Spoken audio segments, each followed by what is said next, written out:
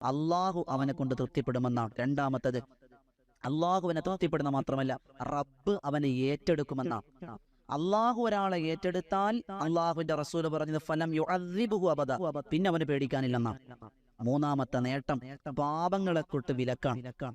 പാപങ്ങളെ തൊട്ട് വിലക്കും, ചെയ്തു പോയ പാപങ്ങൾ പൊറുക്കുകയും പാപത്തിൽ നിന്ന് അവനെ അകറ്റിക്കളയുകയും ചെയ്യുന്നു. നാലാമത്തെ നേട്ടം, ശപിക്കപ്പെട്ടവനായ പിശാചിൽ നിന്ന് രക്ഷയാണ്. അൽഹംദുലില്ലാഹ്. അഞ്ചാമത്, അള്ളാഹുവിന്റെ ഇഷ്ടം കരഗതമാക്കാൻ കഴിയും.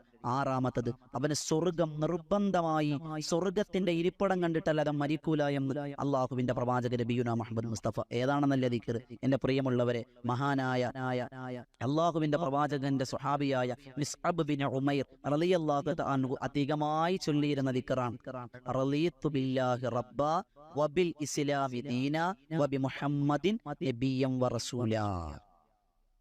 ഈ ഒറ്റ ദിക്റാണ്